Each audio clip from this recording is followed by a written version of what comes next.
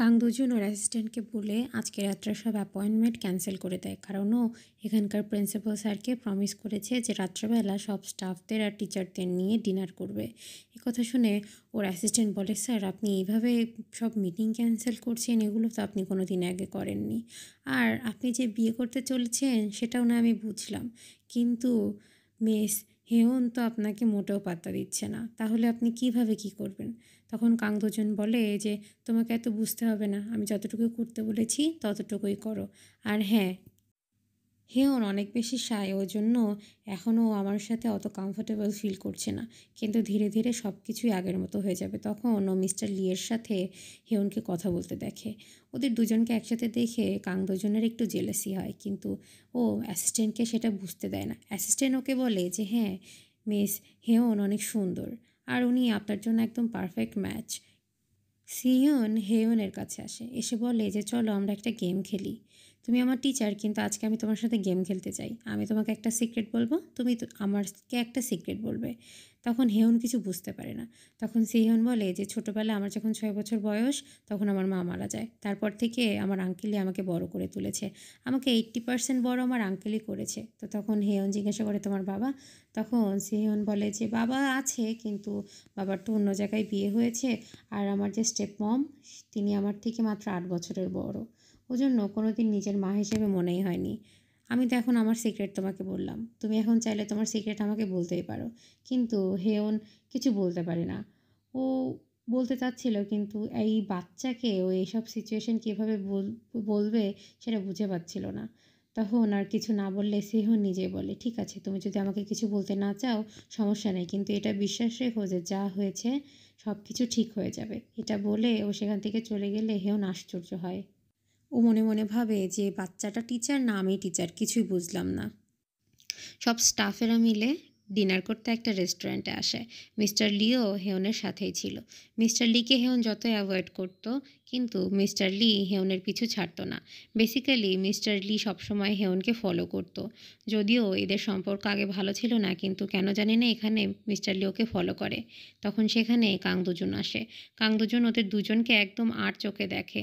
তখন হেয়ন একটু ইতস্ত বোধ করে, ও বুঝতে পারছিল না কেন। তখন হেয়নের কালিগরা বলে যে চেয়ারম্যান আমাদের সাথে ডিনার করবে, সত্যি? এটা কখনো ভেবেই দেখিনি। এই চেয়ারম্যান দেখছি আগের চেয়ারম্যানের থেকে অনেক বেটার। মিস্টার লি হেয়নের কাঁধে হাত দেয়, কিন্তু হেয়নের সেটা একদম পছন্দ হয় না। ও বলে যে মিস্টার লি আমরা কিন্তু এখন আর কলেজে পড়ি না। অন্যদিকে কাং দুজন এটা দেখেছিল, দেখে ওর মোটেও এটা ভালো লাগেনি। ও প্রিন্সিপাল স্যারকে জিজ্ঞাসা করে যে ওই ছেলেটাকে। তখন প্রিন্সিপাল স্যার ওকে বলে যে এটা একটা 4th ইয়ারের স্টুডেন্ট, আমাদের স্কুলে পার্ট টাইম টিচার হিসেবে এসেছে। তখন কাং দুজন মিস্টার লিকে ডেকে পাঠায়, আর অন্য দিক থেকে ও বারবার হেয়নের দিকে তাকাচ্ছিল।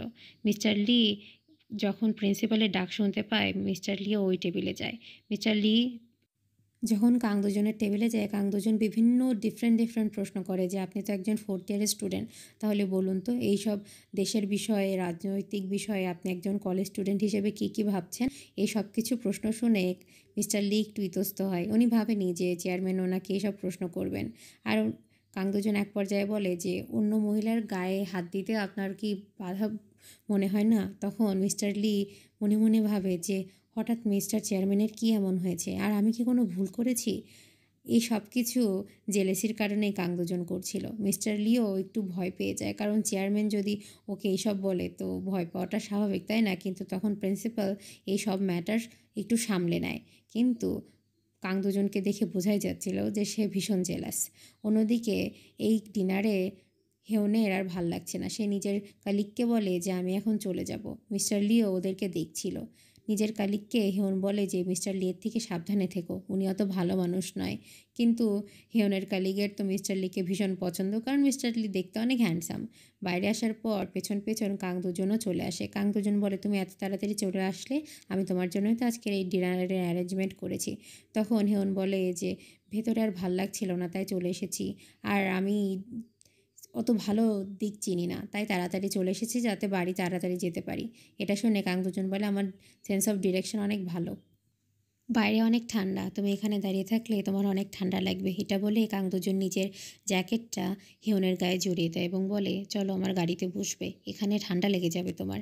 হিয়ন কাং দুজনের এইসব সফট কাজকাম দেখে অনেক বেশি গলে যায়। ওরও ফিল হয় যে কাং দুজনও তো খারাপ না, ওর সাথে গাড়িতে গেলে আমার কিছুই হবে না। তখন কাং দুজন বলে যে চলো। কাং দুজনের সাথে হিয়ন যেতে চাচ্ছিল না, তখন ও বলে যে আমি বাড়ি চলে যাব, আপনাকে ডিস্টার্ব করা আমার ঠিক হবে না। কিন্তু কাং দুজন ঠিকই ওর ব্রেন ওয়াশ করে ওকে গাড়িতে নিয়ে যায়। তখন কাং দুজনের জ্যাকেট ফেরত দিতে চাইলেও কাং দুজন নেয় না, বলে যে আমরা একটু কথা বলে নিই, কথা বলা শেষে তারপর যদি তোমার মনে হয় যে জ্যাকেট ফেরত দেবে দিও। গাড়িতে বসার পর কাং দুজনকে হেয়ন বলে যে মিস্টার চেয়ারম্যান, আপনি এসব কিছু প্লিজ করবেন না। কিন্তু মিস্টার চেয়ারম্যান এই কথাটা শুনেই কাং দুজন বলে যে তুমি সবসময় আমাকে এইভাবে ফর্মালি কেন ডাকো, তুমি আমাকে চাইলেই তো কাং দুজন বলেও ডাকতে পারো। আর দুপুরবেলা তুমি যেন কি বলছিলে, কাং দু জুল জুল, আমার নাম কাং দুজন। তখন হেয়ন বলে যে দুজুল আপনার নাম কেন হবে, দুজুল তো আমি আমার বাচ্চার নাম রেখেছি। তখন কাং দুজন বলে যে দুজুল এটা কেমন নাম, তুমি আমার বাচ্চার নাম এটা কিভাবে রাখতে পারো। তখন হেয়ন বলে যে আমার বাচ্চা আমার নাম পছন্দ হয়েছে তাই আমি নাম রেখেছি। তখন কাং দুজন বলে তোমার কাছে কি কোনো প্রমাণ আছে যে আমি বাচ্চার বাবা নয়।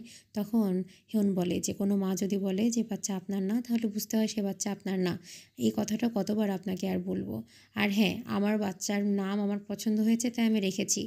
আমাদের কাং দুজুল যখন বড় হবে তখন ও সুন্দর আর একটা নাম রাখবো। আমাদের কথাটা শোনার সাথে সাথে কাং দুজন বলে যে ফাইনালি তুমি স্বীকার করলে। কিন্তু হেয়ন বলে যে এটা শুধুমাত্র কথার কথাতে আমি আমাদের বলেছি, আমি আমাদের বলতে আমি বুঝিয়েছি আমার এবং আমার আশেপাশের। তখন কাং দুজন বলে যে আশেপাশে তো এখন আমিই আছি। আর হ্যাঁ, বাচ্চাটা যতটা তোমার ততটাই আমার, তো সবসময় আমাকে এভাবে ইগনোর না করলেও তো পারো।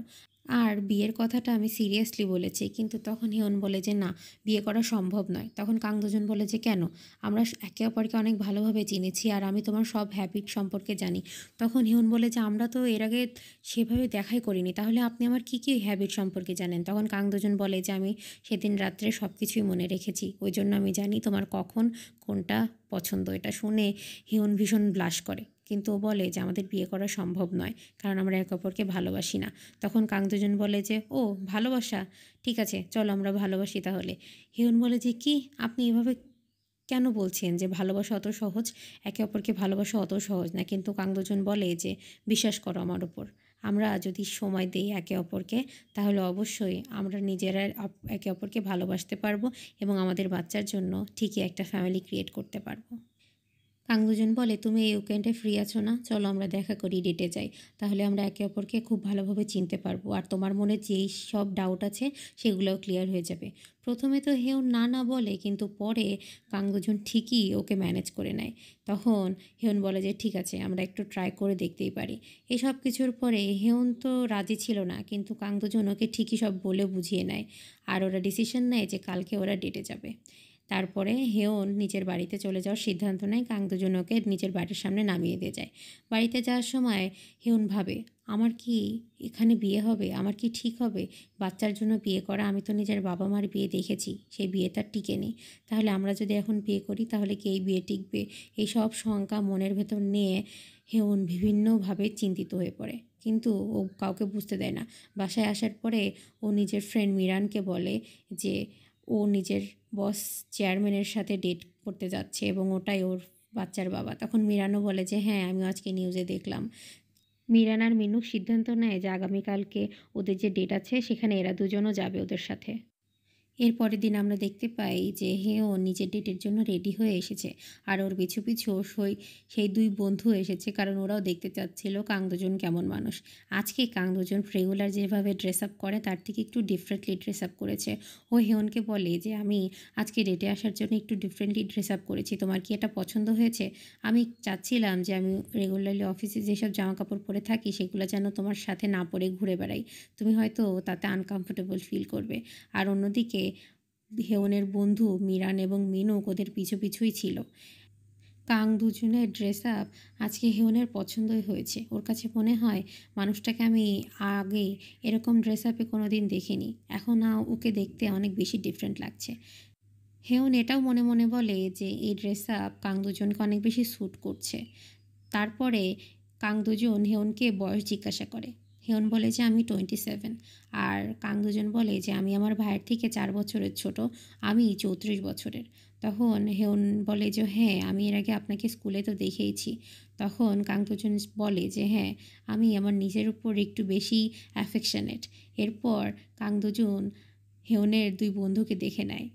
এতক্ষণ ধরে ওরা লুকিয়েছিল, কিন্তু কাং দুজন যে ওদের সাথে কথা বলতে চায়, ওরা দুজন একদম গোল গলিয়ে কাং দুজনের সাথে কথা বলে। হেয়নের এই জিনিসটা অনেক মানে ডিফিকাল্ট মনে হয়। তারপর হেয়নকে নিয়ে কাং দুজন সিনেমা দেখতে যায়। সিনেমা হল গোটা ফাঁকা ছিল। তখন হেয়ন কাং দুজনকে জিজ্ঞাসা করে, সিনেমা হল কি আপনি গোটাটাই বুক করেছেন? তখন কাং দুজন বলে যে না, আমি শুধুমাত্র এখানকার ম্যানেজারকে বলেছিলাম যে 3 ঘন্টা আমার একটা থিয়েটার ফাঁকা দরকার, উনি তাই 3 ঘন্টার জন্য ফাঁকা করে দিয়েছে।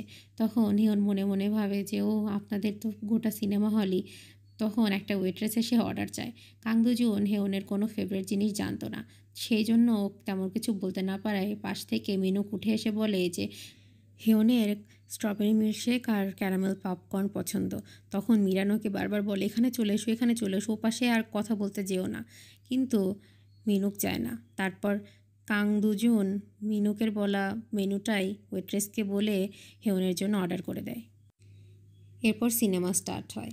হেয়ন অনেক মজা করে সিনেমা দেখছিল, কারণ ওর অ্যাকশন মুভিস পছন্দ। যখন একটা মারাত্মক লেভেলের অ্যাকশন সিন শুরু হতে যাচ্ছে, হেয়ন ভীষণ এক্সাইটেড। কিন্তু তখন এই কাং দুজন ওর চোখের ওপর হাত রেখে দেয়, বলে যে না, এত ভায়োলেন্ট সিন তো আমার দেখা যাবে না। তখন হেয়ন একটু রেগে যায়, বলে কে বলেছে দেখা যাবে না? কাং দুজন বলে প্রেগনেন্সিতে এত ভায়োলেন্ট সিন দেখলে বাচ্চা ভালো ইফেক্ট পড়বে না বাচ্চার উপর। তখন হেয়ন বলে যে কে বলেছে? এগুলো কোনো বই লেখা নেই, তুমি আপনি আপনি এগুলো বানাবে না। তখন কাং দুজন বলে যে একটা শুনে চলো, বাচ্চার জন্য ভালো হবে। তখন ওরা দুজন অনেক বেশি ক্লোজ হয়ে যায়, মানে একদম কিসিং স্টেজের মতো একটা পজিশনে। তখন কাং দুজন আর ও এত ক্লোজ যে কিস করতে যাবে, কিন্তু তখনই হেয়নের মনে পড়ে সেদিন রাত্রের কথা, যে কিভাবে ওরা দুজন একে অপরকে কিস করেছিল। কোনো মতে হেয়ন নিজেকে ঠিকই আটকে নেয়, কিন্তু ওই সেই দিনকার রাত্রের ওই সব কিছু ওর কাছে একদম স্পষ্ট আর বারবার মনে পড়ছিল। কিন্তু হেয়ন ঠিকভাবে নিজেকে কন্ট্রোল করে নেয়। পরে ওরা যখন সিনেমা দেখে বের হয়ে আসে, এটা একদম ইজিলি ভিজিবল ছিল যে মিনুক আর মিরান যখন একসাথে টাইম স্পেন্ড করছিল, তখনই হিয়নের দৃষ্টি বারবার ওইদিকে যাচ্ছিল। ও অনেক করুণ দৃষ্টিতে ওদের দিকে তাকাচ্ছিল, আর এই সব কিছু কাং দুজন অনেক ভালোভাবেই নোটিস করছিল। সিনেমা দেখা শেষ হলে মিনুকের কাছে একটা ফোন আসে যে ওর একটা ইম্পর্টেন্ট কল আছে। এটা শুনে ওরা দুজন চলে যায়, এবং ফাইনালি কাং দুজন আর হেয়ন একটা ফাইনাল ডেটের টাইম পায়। কিন্তু তখনও হেয়নের মনটা অনেক খারাপ হয়ে গেছিলো। কাং দুজন এটাও নোটিস করে যে মিনুক চলে যাওয়ার পর হেয়নের মুখটা অনেক ছোট হয়ে যায়। ওরা চলে যাওয়ার পর কাং দুজন বলে যে চলো আমরা ডিনার করতে যাব। ডিনার করতে যাওয়ার জন্য একটা ভালো রেস্টুরেন্টে কাং দুজন হেয়নকে নিয়ে যায়। সেখানে গিয়ে ওর সব কিছু নিজের মন মতো অর্ডার করে। কিন্তু হেয়নের মুভিটা এত পছন্দ হয়েছিল যে ও বারবার সেই মুভির কথাই বলছিল, যে মুভিতে কীভাবে অ্যাকশন হয়েছিল, মুভির কোন কোন সিকোয়েন্স ভালো ছিল, তারপর হিরো এই করেছে, হিরো ওই করেছে। কিন্তু তখনই কাং দুজন জিজ্ঞাসা করে, তুমি কি তোমার ফ্রেন্ড মিনুককে পছন্দ করো? এটা শোনার সাথে হেয়ন অনেক বেশি আশ্চর্য হয়ে যায়। ও এই প্রশ্নটা এক্সপেক্ট করেনি যে কাং দুজন ওকে করবে।